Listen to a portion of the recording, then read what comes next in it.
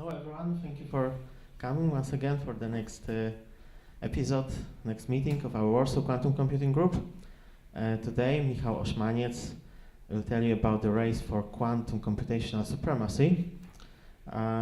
Before that, just a few announcements. So as you know, because some of you attended our previous meetup, we had a meeting in February, and the title was Grover Search Algorithm Explanation Classical Simulation with PyQ. So in fact the speaker was David Kopczyk and not Michał, so it's my mistake, but that's true that the video is available on YouTube channel, so you can watch it if you haven't seen it. The previous meetup was supported by Daft Code, which is also a sponsor, a strategic partner of today's event. So yeah, we'd like to thank Daft Code for supporting us. And now I think that Michał can start. At the end, I will also give you a few announcements. Thanks, Michał. Yeah, thanks, Paweł.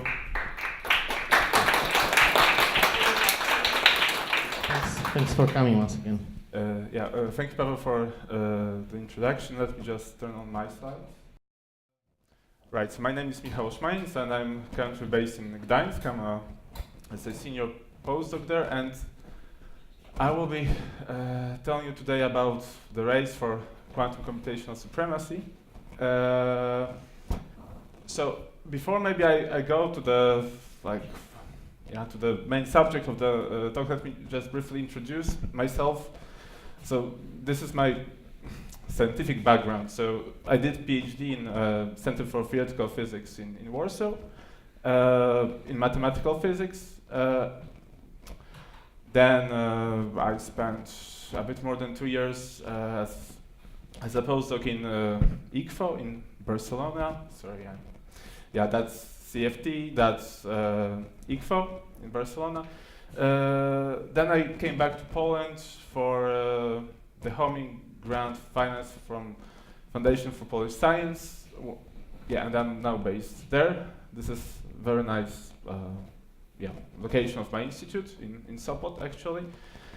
And my future is actually a bit unknown, so I might end up working in Gdańsk. This is the main campus of the university.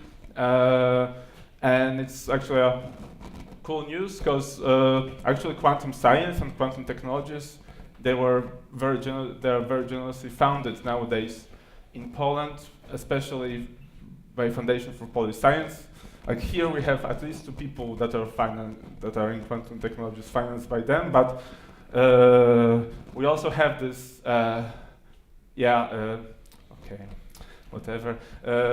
this International Center for Theory of Quantum Technologies that has recently been established in Gdańsk, and leaders of the center are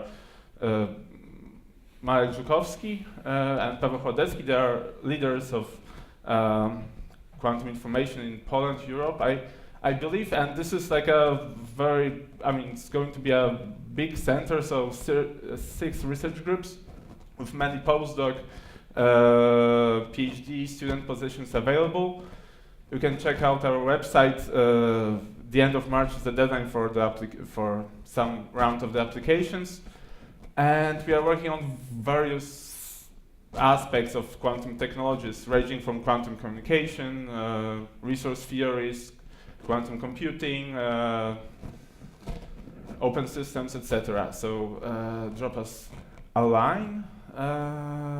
Right, so that was the announcement, and I can now move to the subject of my talk. So yesterday, when I was polishing my slides, I was looking for some nice graphics, and I found, this is some artist impression that I found next to some article on quantum supremacy. No, that was not about quantum supremacy, on quantum computing, cryptography, whatever.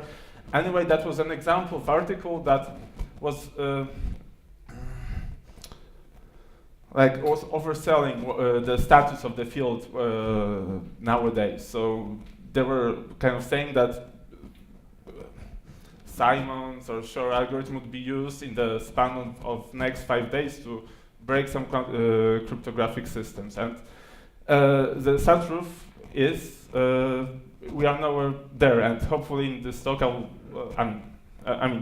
we have a lot of progress still, but tremendous progress, but we are still longer there. And yeah, so my talk would be about some intermediate milestone in the field of quantum computing, namely quantum computational supremacy. Specifically, I will focus on boson sampling and random quantum circuits. This is like the paradigm that is pursued by Google and the university in Santa Barbara. Yeah, and I will try to convey what quantum computational supremacy is, and I will emphasize like the tension between improvements on the hardware side and development of classical simulation strategies that take place at the same time. Yeah, so my assumptions throughout the talk are, that most of you are familiar with basic formalism of quantum mechanics and also some notions from complexity theory and probability. But feel free to interrupt me at any point if you have some questions, comments, whatever. Right. So first I will try to explain the difference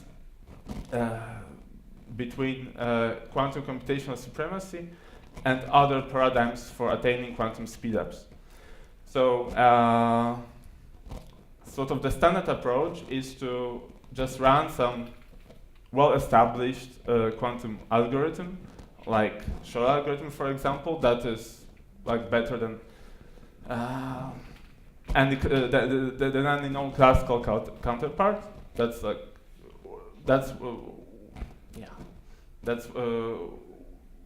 one approach to when you can observe speedup. Another thing is the realm of heuristic quantum algorithms, where you don't have a guarantee for the algorithm to work, but maybe it's more feasible to realize it in on the near-term devices. We have quantum simulators and quantum computational supremacy. And now I will explain in detail what those things are, are about, and how quantum computational supremacy stands out. Yeah, so when we have quantum algorithm, about which we know that there are no that we don't know any classical any algorithm that that attains comparable performance. Then of course we can run it and have some advantage, like with Shor algorithm or Simon algorithm or many other algorithms. The negative, why is it good? So we have speedups compared to classically best known, to the algorithms that are presently known in the classical realm, and often those algorithms, they concern practical problems, like in the Shor case it's RSA, in the Simon case it can be other cryptographic systems. Right. However, despite the progress that we have in the field now, so we have bigger and bigger chips.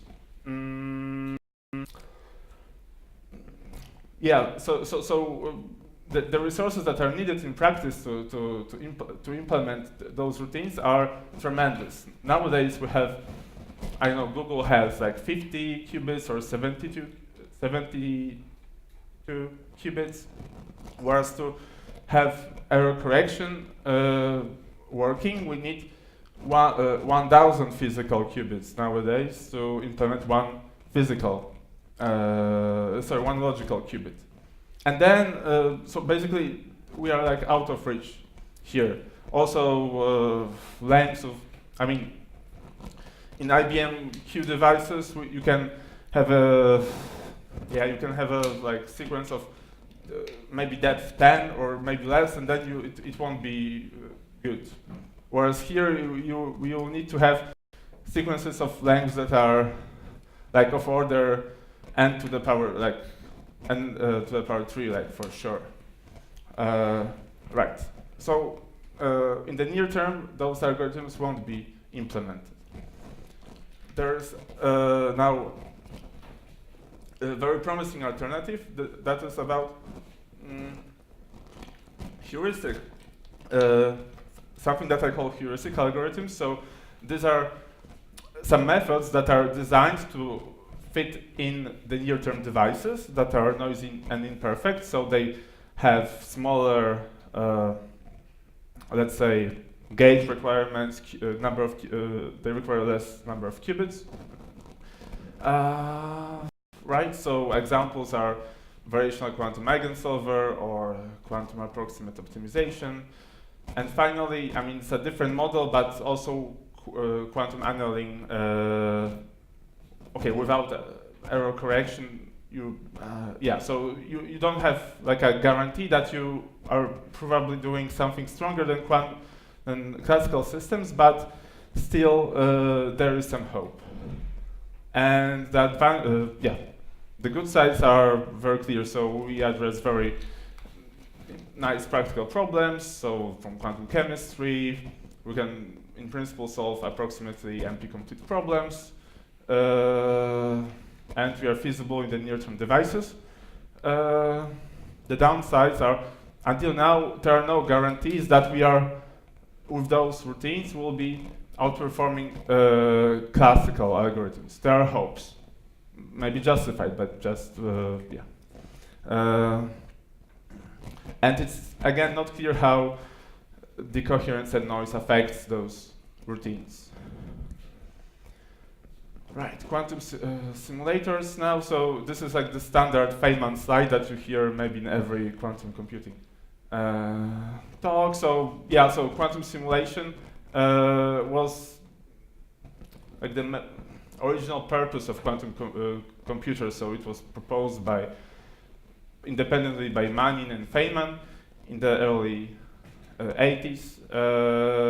That maybe we can use quantum devices to simulate large, complicated quantum systems, like in particular to avoid this curse of dimensionality that you need exponentially many parameters to store the state of a large quantum system.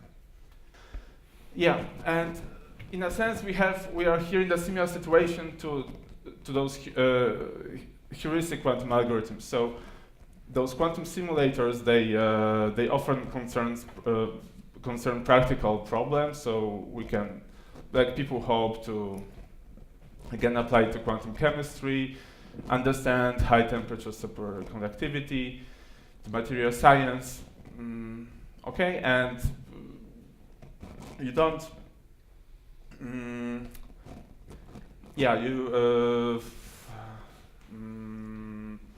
You don't need error correction to do those things, okay? But there are also downsides. So from the point of view of complexity theory, so those simulators are analog in nature, so it's hard to perform rigorous complexity theoretic justification of the hardness of the problems that they solve. And eventually it might be that because of effective noise and maybe effectively there will be some classical methods that will be good. I mean, it's highly implausible, but yeah. And now comes this paradigm of quantum computational supremacy that, let's say, wants to take the best of two worlds, so to say. So the idea is to take relatively simple quantum system that would be relatively easy to realize, but it will be possible to make some complexity theoretic claims about the hardness of processes that are happening. And my talk focuses on those two examples, namely boson sampling and sampling of random quantum circuits. And I mean, my talk is about those things, but yeah, the good thing about it is that you can try to give evidence for hardness of those problems based on arguments that are from complexity theory, so outside quantum physics, outside just physics, yeah. And to begin with, those proposals are tailored to be feasible to realize in near-term devices. There are, of course, some downsides. So, yeah, to begin with, you lose this demand to be practical, and still noise and imperfections have to be addressed in some way. Any questions, comments? Yeah. Let's continue.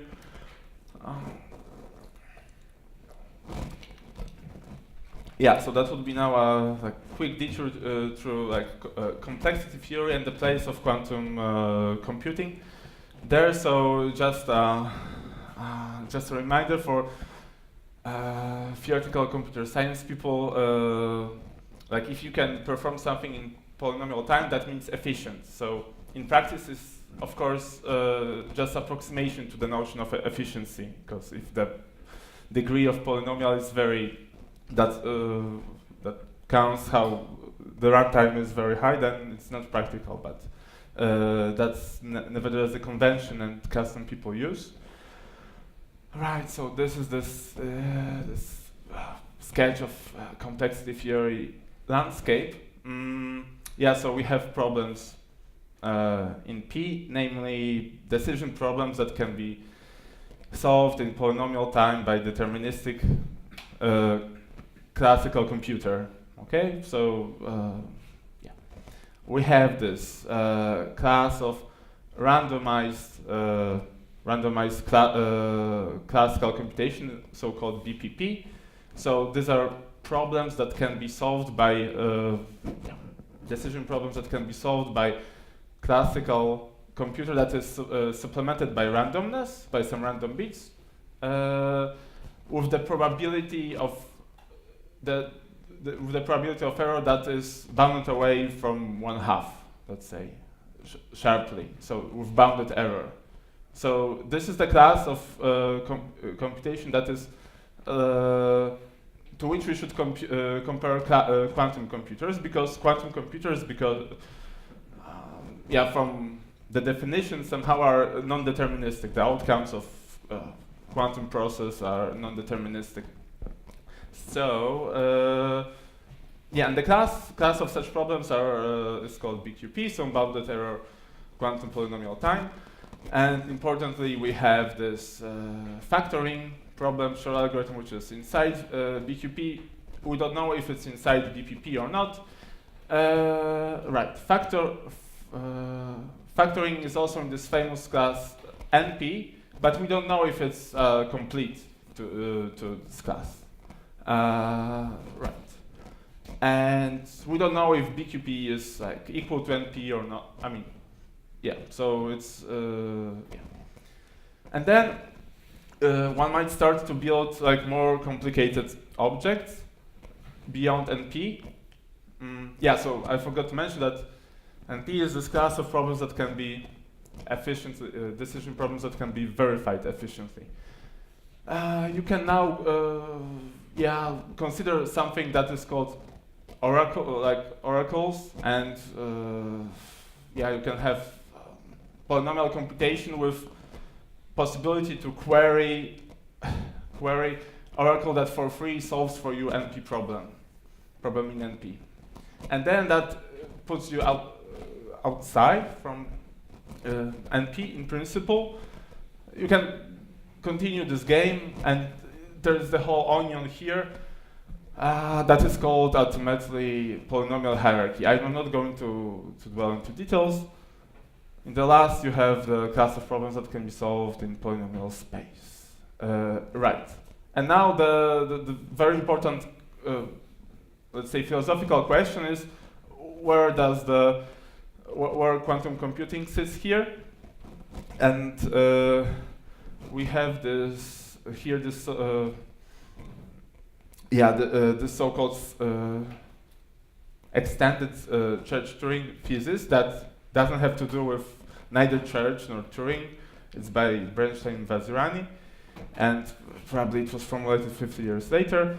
Yes, and it states that every physically realizable model of computation should be basically computable by randomized classical computer efficiency. So it should be in BPP. And if it's actually true that BQP doesn't equal BPP, then yes, then this thesis is falsified, let's say, right? So this is like a more like philosophical motivation for those questions around quantum supremacy. So we are not maybe interested in specific concrete applied problems, but in maybe placing quantum computation somehow inside of those complexity classes. Any questions? No. Right. And yeah, so I should now talk about like power of different restricted models of quantum computing. So depending how much power you give to your device, you can be either, you might be doing something very easy or hard. So let's start. So the very simple example is when you start from separable states and you just apply local unitary transformations to it. So you have n qubits and you apply some local gates to it, and then you measure. So this is, in a sense, purely classical process. We have, so those things effectively behave like n independent particles that are transformed by some effectively stochastic process, and that's very something very easy to simulate on a classical computer. Is it clear for you all? Yes, not? No. Okay. Right, so it's a very maybe boring example. So now another class is Clifford computation. Okay, so many times maybe you have heard that entanglement is the key to quantum computing, right? So without it, we won't have all those great things like speedups, etc. So it turns out that you can have a relatively complicated class of computation where entanglement appears, but nevertheless you can still nicely simulate everything classically. So this class is based on so-called Clifford gates. So Clifford gates are the gates that are basically generated by the phase gate S, Hadamard, so these are single qubit gates, and C nodes that can be placed between any qubits. So then the process that is easy to simulate is when you start from the, let's say, computational basis state, then you apply some collection of those gates.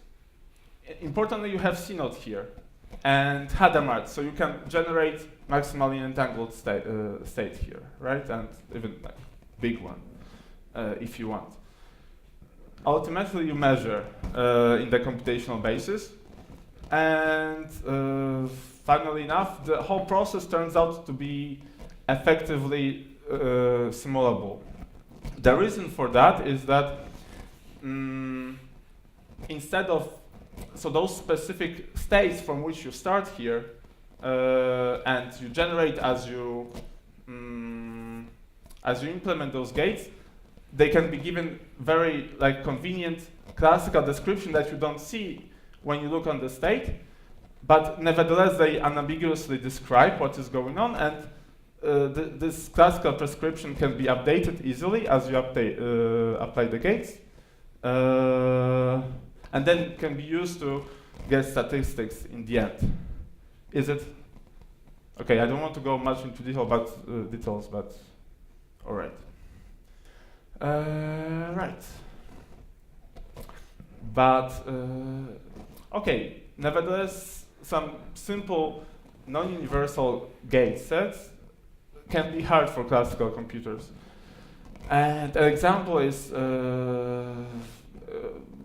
this family of so-called IQP circuits. So these are circuits of the following form.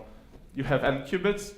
You start with some array of Hadamard gates here. So you change from Z to X basis, I believe. And then you apply some arbitrary circuit that will be diagonal in the Z basis. So it can be very much, okay, it can be more or less everything here. Okay, so you can have entanglement, whatever, right? And then you conclude with, again, array of Hadamard gates, and then you measure. So if you didn't have those Hadamards here, the whole process would be very easy, because actually nothing would have happened to the state, right? Because when I start from the zero, from the computational basis state, the gate which is diagonal in the Z basis will just imprint some phase which will be totally irrelevant to the experiments that I perform later.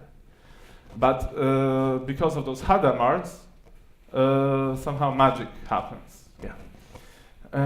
Right, and one can give some, okay, that would be a very kid-like complexity theoretic argument for why it's hard maybe to sample from such circuits exactly. Right, so it turns out that when you can encode the following object here, partition functions of the Ising model. Okay, so this probability amplitude corresponding to some suitably chosen circuit C is proportional with some small proportionality constant to the partition function of the Ising model. And then this object, partition function, okay, maybe I should elaborate on this a bit? Or no? Right, so I maybe elaborate. Yeah. Yeah, so just this, that would be like a complex partition function. So the Z of data, so the starting, can you see it? Good. Yes, not? Yeah. So you start from, yeah, some graph when you have vertices labeled by I, J, right? And then you,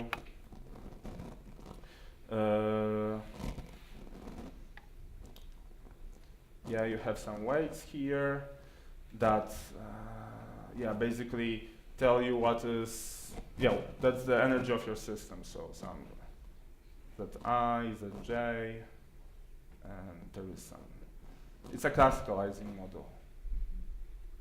So it's some alpha I, Zi, yeah, and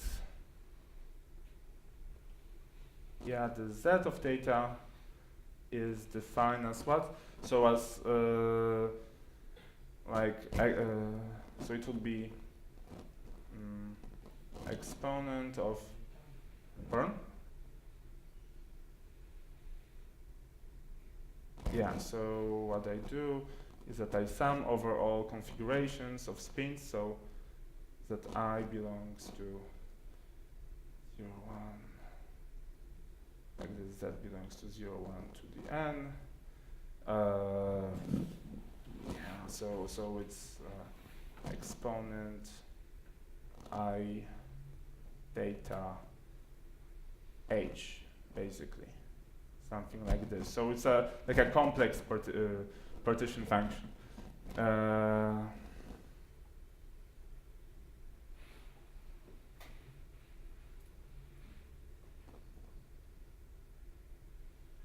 And it is known that computing it for suitable weights here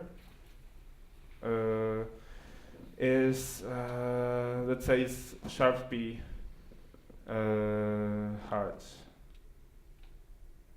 to compute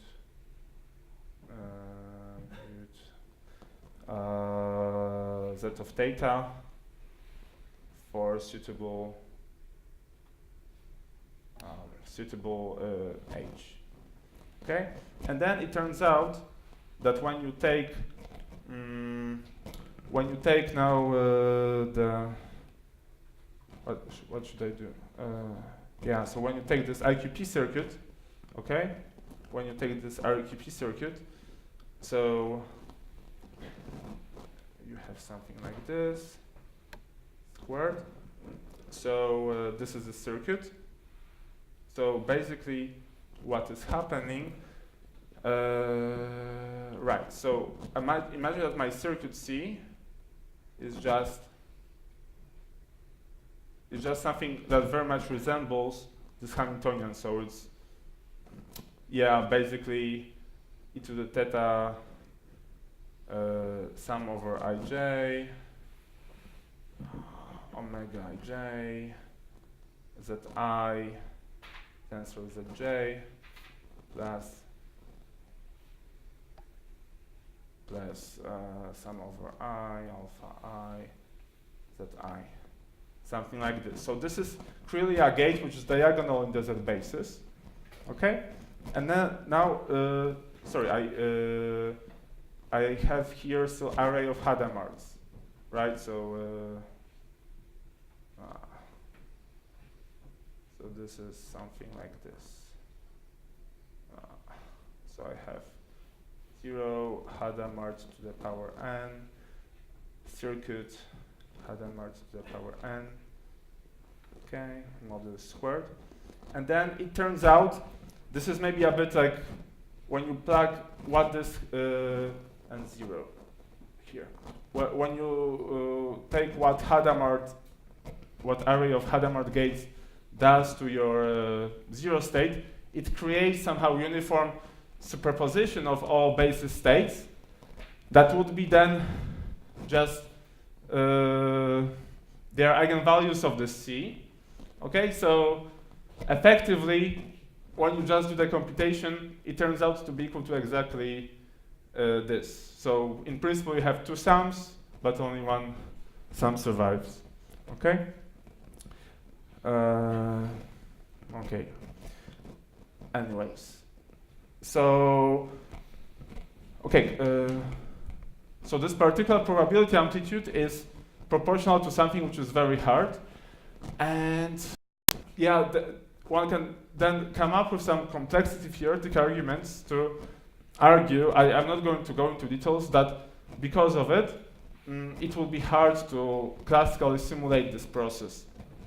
Importantly, I warn you, we don't compute, the circuit cannot compute this partition function because we have this, this event happens with very small probability. Okay, so we have to sample those things and it will be very inefficient. But still, yeah. Yeah, so those arguments that enter here, they go along the, just to mention, so this polynomial hierarchy is somehow, yeah, a family of complexity classes that go in principle beyond P and NP. And just like people believe that P is different than NP, people also believe that this hierarchy, let's say, is infinite. Okay, so you have some way of constructing it. Okay, and then people, okay, people tried for years and they cannot prove much about it, but they conjecture that that it's infinite. And then the argument here, like, kind of uses this conjecture because it, if you can exactly sample from such a circuit, then using some complexity theoretic tools, you can prove that this polynomial hierarchy collapses, which is unexpected from the point of view of computer science. So in this way, you bug statement about hardness of simulating something by complexity theoretic arguments. Okay, and This is like a baby version of those arguments that appear in quantum supremacy, quantum advantage business. The details are not important here, but the logic maybe is. So is the logic clear? What is going on? So maybe I reiterate. So okay, the logic is, if it was possible to sample from such a circuit exactly, then some complexity theoretic conjecture that people expect is true would be false. Okay, so this strengthens our belief that sampling from such a process is difficult. Okay. Right. So let me now move to boson sampling. So it will be maybe a bit more concrete now. So right. So nowadays we are accustomed to the fact that qubits are realized in mostly setups of superconducting systems. Rigetti has it. IBM has this kind of system. Google have them. But back in the 90s and early 2000s, photons were very popular. Okay, some potentially photonic quantum computers, and this scheme is kind of inspired by them. So let me just start from scratch. I'm going to talk about many bosons eventually. Bosons, whatever, many particles, but I start with a single one. Now, so imagine, I have a state, a single particle that can be in m states. So now, my wave function is just vector from the space, and transformation that I can apply are just unitaries. But those unitaries can be built from basic blocks. So the conventions are, those blocks can be called like beam splitters. It comes from optics, because you can realize such things in optical systems. Beam splitters, it corresponds to such a matrix, phase shifter. So one arm of interferometer has some phase imprinted. Right, and there is this nice result from the 90s that every linear transformation of m modes, so those states are called modes, can be realized in such an array somehow. We can find angles theta and phi such that every unitary you can realize. Okay, so this is on the level of single particle, so nothing fancy is going on yet. But now assume that I have many particles. Okay, so how many of you know the word boson? Okay, most of the, so bosons, we have fundamentally two types of particles in physics, fermions and bosons. And bosons have to be symmetric, fermions are antisymmetric, wave functions have to be antisymmetric. So I mean, for understanding, the details are not extremely important, I think. So what is maybe important is that you can, when you have n particles in m modes, you can describe, and your state is bosonic, you can describe the state as a superposition of so-called occupation number states. These are the states that are characterized by a specific number of occupations in different modes. Okay, and in total you have n particles, so this equation has to be satisfied. There are some funny things that have to do with the symmetrization, but the next equation would just takes everything into account somehow. So now consider the following process. I have such a network now, and in the input I have some occupation number string s, okay, and I transform my now many boson state to another one, which is denoted by t, and I measure occupation numbers in the end, so like how many particles pop out in different modes. So this probability amplitude turns out to be proportional to, okay, object that is known in complexity theory, permanent, okay, permanent of some matrix. So what is, that is constructed, this matrix is constructed from this matrix here. So permanent is, seems to be a very innocent object, because it's very closely related, at least in the pictorially, to determinant. So determinants, I assume you all know. So in the formula for permanent, we just don't have the sign of the permutation, okay? And that makes hell of a difference. It's much harder to compute permanence in general, okay? So it turns out that because of this symmetrization, the transition amplitude in this bosonic process is related to permanence squared of some matrix. Okay, you can think that this is roughly speaking a suitable submatrix of this big matrix U that that was here initially. Okay, right. So and I now go to this description of this proposal of supremacy. Right. So now the point is to put the following input state to our network. So I have n indistinguishable bosons in the input in the big network consisting of n modes. I put those guys inside. They interfere in some manner. I have some outcomes in the end. Right. So this is what boson sampling machine does. The task now is for the classical. Okay, I denote this, by this symbol the distribution that I've got. The task of the classical machine is to kind of mimic this distribution as much as possible. Right, and it turns out that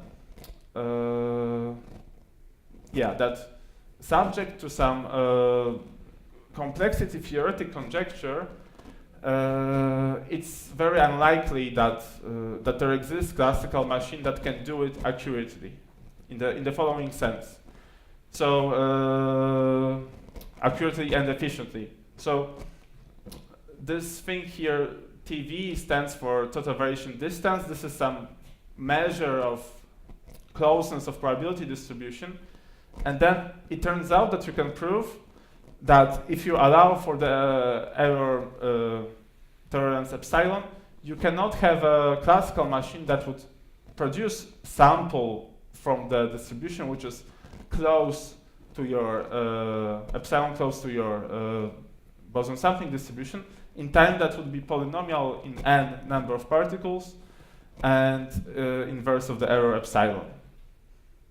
But this holds subject to assumption, to some complexity theoretic assumptions. So this proposal was put forward by Aronson and Arkhipov something like 8 years ago.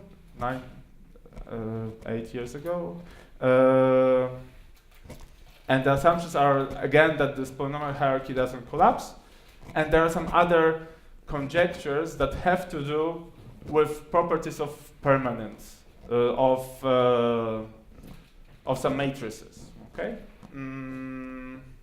Right. So again, we have some statement about difficulty of simulating of some physical process based not on some insight into laws of physics directly, into the formalism, but based on complexity theory. Again, similar kind of reasoning as before. clear, not clear. Let's say clear. Okay, I move forward. Yeah, so yeah, just maybe some intuition here. Like again, just like in this case of this IQP circuit, this permanent of a matrix is in general very hard to compute.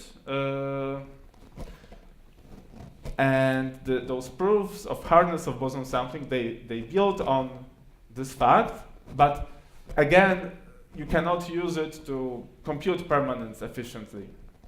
It's more tricky than this. For the similar reason that I outlined earlier, so the probabilities of different events tend to be very, very small. And it's inefficient. Right. So somehow that was a very, it's a funny situation because this proposal, even though it's very abstract, actually the original paper by Scott, it's like 100 pages of hardcore mathematical physics and complexity theory, but nevertheless experimentalists somehow jumped onto this, and there were many proposals and proof of principle demonstrations. Here are some requirements that you need to satisfy, okay, that are tricky typically. So you need to have good single photon sources. You have to mitigate losses in your network, and you have to have accurate single photon detectors. Okay, and I mean this interest was motivated by the fact that around the same time, this field of integrated photonics emerged. So this is like the field that like basically deals with constructing such networks and measuring them for quantum simulation or for fundamental purposes. Okay, and there were many developments, but let me go straight to the to what is going on now. So state of the art from last year is that we have 7 photons in 16 modes. Okay, so relatively tiny number. Still, it's feasible to simulate classically. How are we with on the side of classical simulation? Okay, so intuition was that this boson sampling should be hard for 2 reasons. Okay, so first, I told you that the task that we have is to simulate outcome probability distribution. Okay, so we have many probability amplitudes, many events, exponentially many in the relevant regime, but every single event is hard to compute because there is some permanent behind it. Okay, that is, and the best known algorithm is again exponential in the size of the matrix. Right, but let's say 2 years ago there was big progress on this line because by some clever insight into mathematics or physics into the problem, you can cut down this. So I mean, it was like exponential here, and again exponential coming from the number of events. But it turns out by being clever, you can have algorithms that creates a sample in the time which has just one exponential. Okay,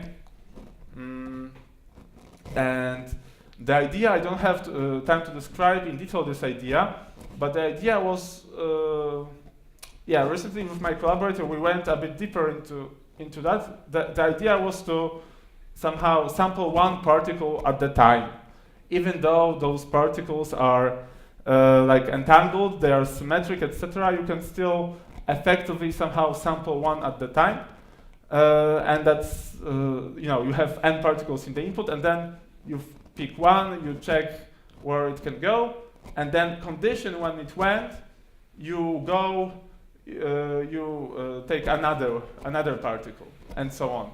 And that's how you basically save a lot in this way.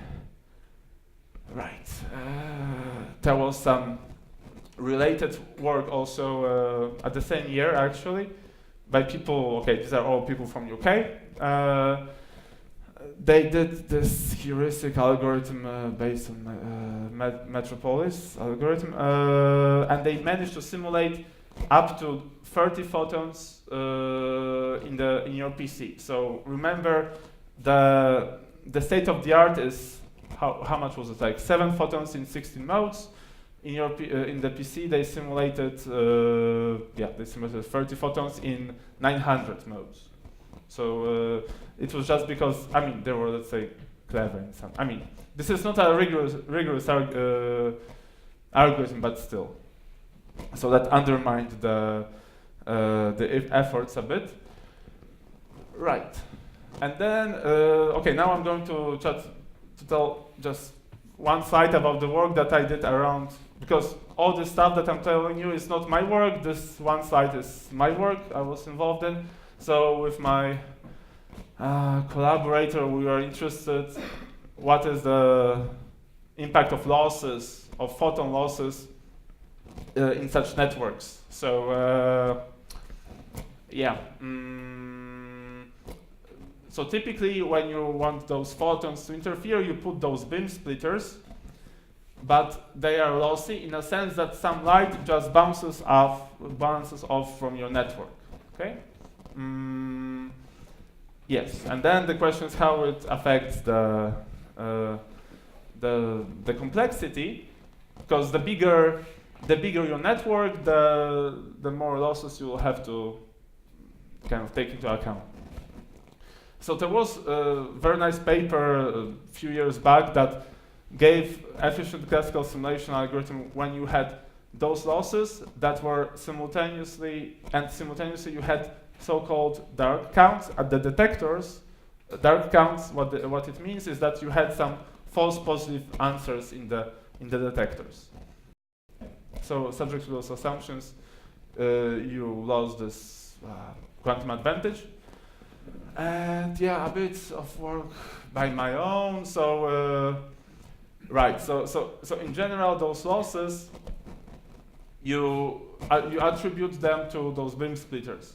And then with my collaborator, we had some formalism to like pull out, even though those losses, those objects, they don't commute. We have some way to effectively pull out quite a lot of them and utilize it later. So that's one result. Another is that if initially you had n photons and after the losses took place, roughly square root of n photons are left, then you can classically simulate it. That's another contribution. And actually this happens if, let's say, it has to do with the geometry of the network, and it happens if the, let's say, typical path that a photon takes through the network until the exit, if the typical path is, let's say, long enough, you have it. Okay, so this is, it's kind of combining those two results, you get this.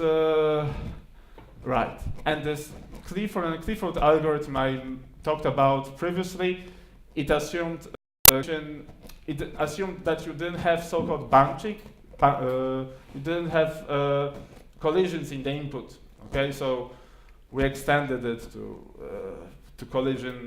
instances when you can have collisions in the input and in the output. Some related work by our colleagues. And right, so now it's a site not related to science, because this is it's actually sometimes fun to be a scientist, because you can go to very cool places. I did this work with Daniel that lives in Niterói. This is the town in close to Rio. So you have Rio there, the Christ, Sugarloaf, all this, and we had such a site one evening, which is nice, I think. Okay. Right, so the last part of my talk, it's about random circuits. Right, so this is the proposal, which is put forward by the team of Google, from Google and Santa Barbara. So basically, from what I told you previously, it follows that this boson sampling is maybe won't give this advantage. I mean, who knows? Maybe the technology improves, but yeah. So people look for different ideas, and this is the most prominent one. So what's the idea? So yeah. So in Google they have this they have those chips that are rectangular, and they want you know, they want to eventually to be able to do error correction on them. So they are preparing them in such a way that you can do all the gates that we know and like. Yeah. So the proposal specifically is as follows. So start with the, let's say, standard input state, and then okay, they have this. Then apply, okay, there's this initialization when you have Hadamarts to make this proposition. And then you have the following collection of gates. Square root of x, square root of y, famous T gate, controlled Z gate. And then the idea is to construct a random circuit built from those primitive gates. And I just borrowed very nice picture from them. Yeah, which is, yeah, this is like, you have here the time or the circuit depth. Okay, so this is how the layout looks like after you, yeah, make some random choices. Okay, and this choice of course has to respect the connectivity of the network. So they they let the circuit run and yeah, measure the output in the end. Right, and some general arguments tell you that this gate set is universal in a sense that by suitable concatenation of those gates, you can approximate any unitary in this big space. Okay, but this is okay. Some intuition why, if you now construct those gates at random, you will be more or less uniformly going around this unitary group of n qubits. Okay, so yeah, I mentioned about error correction. What is maybe nice is that the theoretical proposal, without any complexity theoretic proofs, it was like mid-2016. It was published around 1 year ago, actually, and then only those guys, because they developed technology, so they went ahead, quantum complexity people. So they basically waited a bit for them to kind of catch up and justify why what they are doing actually makes sense, and it happened. Okay, so there were in 2016 and last year 2 very strong papers that back up this supremacy proposal. So arguments effectively are similar to the ones that I gave you earlier in the informal manner. Okay. Right. And the time, yeah, so that's the timeline, how things somehow developed. Right, so there was this proposal in the mid-2016, and at the time they were thinking of having chip 7x7 and having the depth of the circuit 40. Right, and then there was like some 1 year later,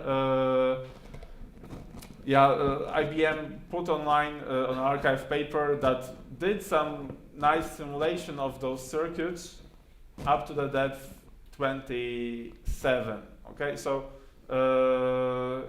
it was like appearing that it's like challenging for Google. You can actually see that they now moved to the bigger device, which is 72 qubits. Right. So, right. what should I say? So apparently it's not so bad for Google, because to certify that you're, we are not those sampling problems. They are not decision problems. So you cannot convince yourself very easily that what you are doing really, that what your quantum device is doing is really what you think it is doing. Okay, so you need to certify, and it's a big problem. And those classical simulations actually, they help to certify, so they work in some sense, in favor of Google people. Eventually, it's a bit ironic. I'm a theoretician, so I just list here the main theoretical nice classical simulation techniques that are used nowadays in the business. I just state them. So it's this Clifford plus T. So I mentioned those Clifford computation earlier. So when you add those T gate, your gate set becomes universal. But still, when the number of T gates compared to number of Clifford gates is relatively small, you can efficiently track what is going on. There is a very nice approach which is based on sparsity in the power spectrum of your distribution, or in the Fourier transform of your distribution. It's Bremer and Ashley Montanaro. Finally, each of those papers is like 30 pages, or maybe not 30, but they are highly technical papers. So actually, this one I haven't read, but in detail, but it has very nice result that basically says that remember, like here, there were those individual errors on every gate in your layout, right? So what this result over here tells is that if you have some kind of constant error in every gate, for broad class of random constructions like the one that I outlined here, like including this one, like if you have some errors associated to every gate here, roughly speaking, so then this result tells you that for most of such circuits, you will be able to classically simulate, which is a bit, this paper is very recent. It's not published yet, but it attracted some attention. Right, and that's, so aside from those theoretical efforts, you have really companies like jumping into the race, okay? So companies are some big entities. What should I say? I haven't read those papers, but it's really like impressive how big simulations can be performed. I should mention that maybe like one of the biggest bottlenecks for those simulations was the memory, because I mentioned this curse of dimensionality earlier. So we have 50 qubits, so 2 to the 49 is the number of without an arithmetic yet. It's the number of how you need to store a lot of bits, even to give the solution.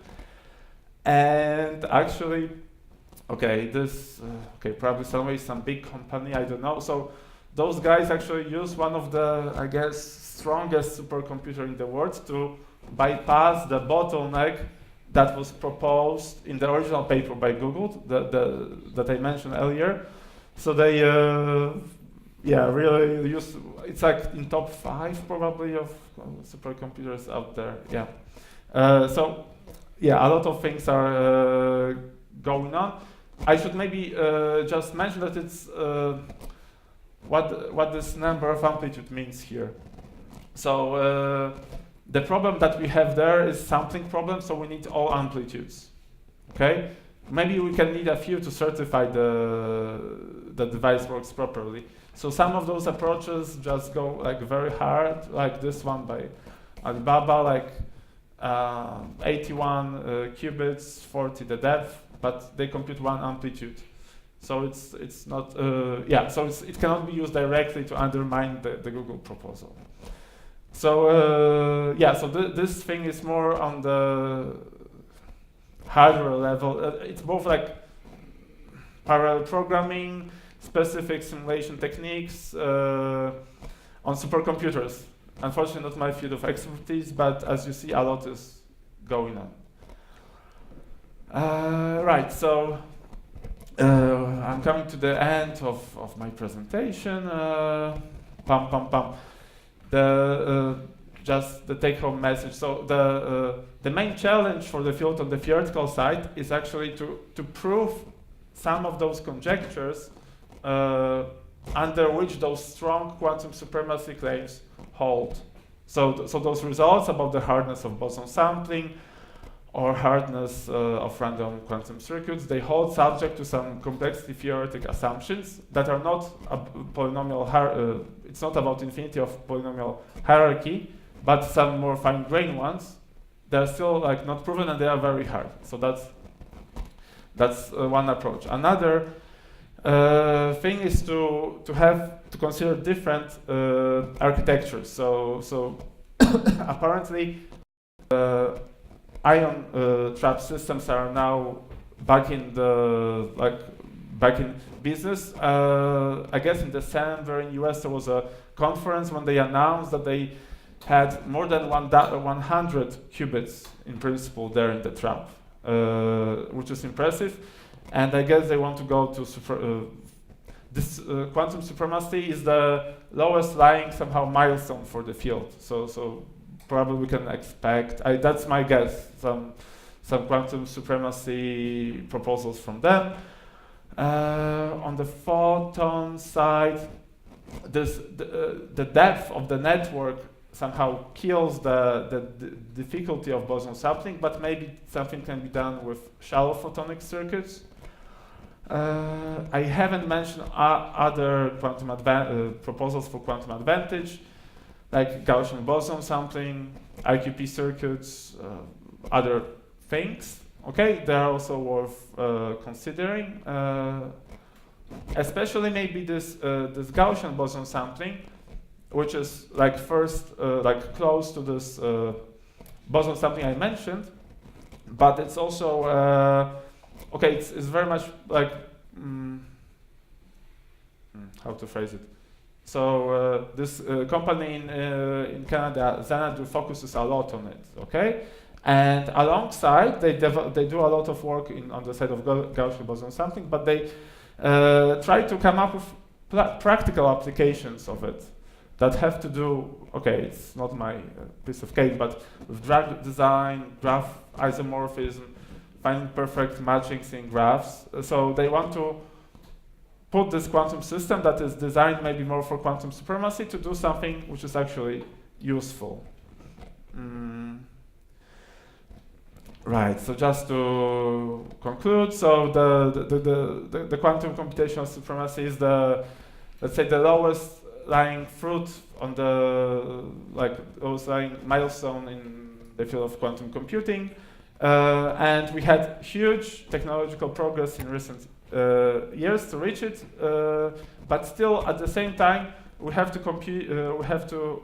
compete with classical devices. So bigger and bigger supercomputers, better and better classical algorithms. Yeah, so it's a exciting time for me as a theoretician to, and also for maybe some of you to work on this stuff. Yeah, so thanks a lot. That's the end. Yeah.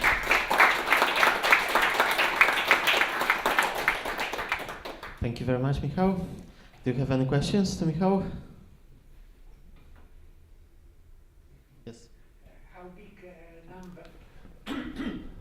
How big numbers we can factorize now on this Google computer? No, they don't. I guess they don't use it for that, but I think very extremely. I mean, some other devices extremely small numbers, I guess. No, I think it's 20, less than 20, maybe. 72 are just physical qubits, right? There are no yes, logical yes, they are. qubits. Yeah. So, but maybe if they pushed it to, it's still. Okay, I don't have. We can check it later, yeah, maybe. from the top of my head, but it will be just. It's still. Yeah, they don't use it for that. Okay. And has it found any applications already? So for which applications Google quantum processor has been used so far? For this boson something or? No. So Google, this is like the different proposal, right? So boson something is one with photons, and this proposal is like another proposal for supremacy, right? So it's per se, as I said, not useful for anything, but the architecture that they develop here, of course, it can be used also in the context of this NISC applications, like for VQE, I believe, QAOA, and so on, right? I mean, yeah. Okay. Do you have any more questions to Michał? I have one actually. Yeah. So at the end you mentioned a few possible directions of how this area of research may move forward. Do you have any intuition? Or can you try to give some forecast predictions for the future based on your experience and your intuition? How the idea may develop? Like in general in the field, you mean? Right. I very much hope that it will be some killer app. Let's say soon. I don't know from. Okay. I personally don't work on applications yet. Okay. What should I say? So it's actually needed given all the media attention that the field gets. Right, so I don't have any specific. I think people are most hopeful in those variational quantum methods for quantum chemistry and optimization, like as I mentioned, VQE, QAOA. So and for maybe approximate optimization of approximate solving of NP complete problems. So I was. Okay, it's nothing. I was involved in some grant proposal with other people from other countries recently, experts on algorithms, and they so even though people don't expect that you get advantage for solution of NP complete problems with quantum computers in the sense of this complexity that I mentioned, still there might be hope to get for solving approximately those problems, they might be hope to get still exponential but better, I don't know, scaling that would be favorable for near-term applications. Yeah. Okay. Any questions to Michał? If not, then let's once again Michał. Thank you, Michał, for a very good talk. And Michał will stay with us for maybe 1 hour after the meeting. So we have a plan to go for after to hala koszyki. Maybe I'll just open my slides. So I will just say a few words at the end as conclusions and plans for the future.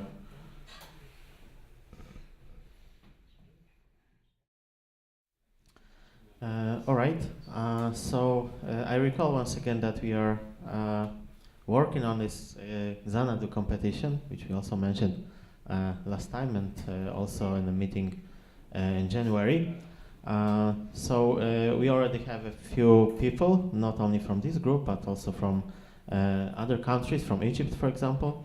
And if any one of you is interested in joining us, then feel free to contact me. There are free tracks, educational awards, software award. So in fact, right now we are trying to prepare something and participate in these two tracks, education and software. And probably the most difficult is and the most challenging is the research award. So I feel that right now we are not ready to do it. Maybe with the help of Michał one day, we'll see. But the deadline is for submitting solutions is almost the end of August, so we still have a few months. All right, the next meeting will be at the end of April, so this time we have more than 1 month break.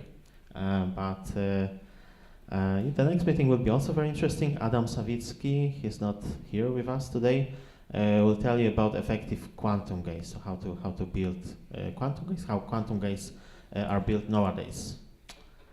Okay, so we'd like to thank once again to our sponsor, Daft Code, and thank you once again for your attention. Thanks, Michał, for coming from Gdańsk. It was a pleasure to having you here. Please let's stay in touch with us on our mailing list and Facebook group, and feel free to join us for the after party in Hala Koszyki. Thanks once again. See you next time.